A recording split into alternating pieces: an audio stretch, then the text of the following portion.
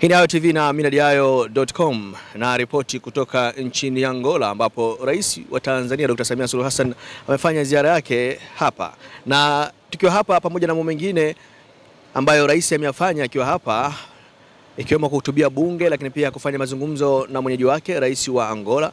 Ameshuhudia pia, Rais Samia ameshuhudia pia utiaji saini wa makubaliano mbalimbali ambayo yamefikiwa kwenye sekta mbalimbali ikiwemo sekta ya uwekezaji na biashara, lakini pia makubaliano kwenye masuala ya ulinzi na usalama.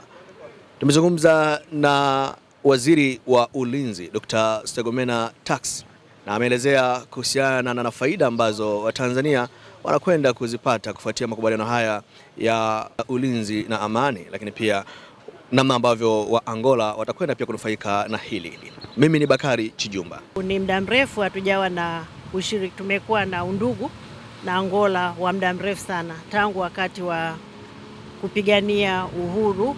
Kiswahili sijui inakuaje, lakini liberation struggles.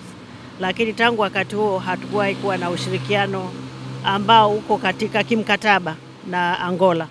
Kwa hiyo tumesaini mkataba leo.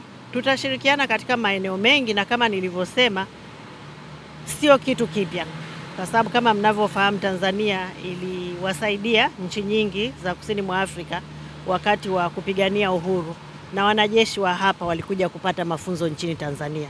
Kwa hiyo eneo la mafunzo ni eneo mojawapo ambalo tutashirikiana kwa kushirikiana katika mafunzo mbalimbali. Tutashirikiana katika eneo la kubadilishana taarifa, kwa sababu taarifa ni kitu muhimu sana katika ulinzi na usalama. Tutashirikiana katika viwanda vya kijeshi. Sisi Tanzania tunaendelea sana kuhakikisha kwamba tunaanzisha viwanda mbalimbali vya kijeshi na tunaviendeleza vilivyopo. Na Waziri wa Ulinzi alikuja kutembelea Tanzania mwezi wa kwanza na alitembelea baadhi ya viwanda vyetu na akapenda tushirikiane katika maeneo hayo. Lakini pia tutashirikiana katika eneo la afya.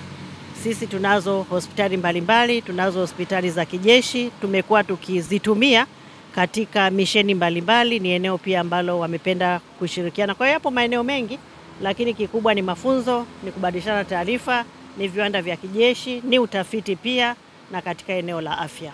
Mabadiliko ni kwamba tutaongeza sasa nguvu, kwa sababu tayari tumeshapewa maelekezo baada ya kusaini pale. Tutakachofanya mara moja, tumekubaliana timu zetu zitakutana. Unajua, unaposaini hati ya makubaliano inatoa tu mwongozo, lakini ili muweze kutekeleza lazima mpange mpango. Kwa hiyo tutaandaa mpango, ndio hatua ya kwanza tutakayoichukua. Tutakaa pamoja, tutaandaa mpango wa utekelezaji. Kwa hiyo matarajio ni kuimarisha ulinzi wa pamoja, lakini pia ni kuimarisha diplomasia ya ulinzi baina ya nchi zetu.